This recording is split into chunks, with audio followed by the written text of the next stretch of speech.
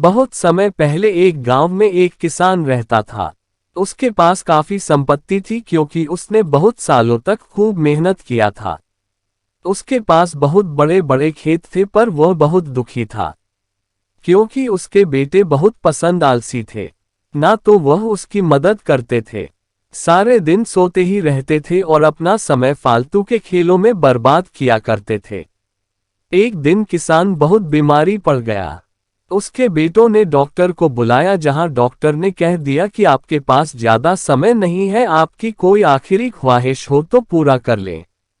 वैसे तो आलसी बेटे कुछ काम नहीं करते थे लेकिन वह अपने पिता से बहुत प्यार करते थे।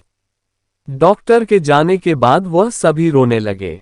अपने बेटों को दुखी देखकर किसान का दिल पिघल गया और कहा, चिंता मत करो बच्चों, मैं स्वर्ग से तुम्हारी रक्षा करूंगा और जिससे कि तुम कभी भूखे ना रहो। मैंने खेत में सारा धन गाड़ दिया है। जब वह तुम्हें मिले तो तुम लोग बाजार जाकर उसे बेच देना, वह तुम्हारे जिंदगी भर के लिए काम आएगी।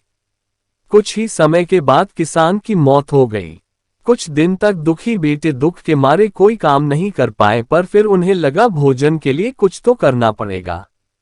बेटों ने खेतों में खुदाई शुरू कर दी पर वहां उन्हें कुछ ना मिला। उनके पिताजी के दोस्त ने कहा, आखिर तुमने खेत जोत ही दिया है तो क्यों ना बीज भी डाल दो। बेटे तैयार हो गए। खेत बुआई करके उन्होंने इंतजार किया। उस साल मूसलाधार बारिश हुई। एक दिन जब बेटे सुबह उठे तो उन्होंने हवा में लहराते हुए अपनी फसल देखी। ये सब देखकर उनकी आंखें फटी की फटी रह गई और उन्होंने कहा कि यही वह धन था जो पिताजी हमारे लिए छोड़ के चले गए। अगर हम काम करेंगे तो हम कभी भी भूखे नहीं रहेंगे।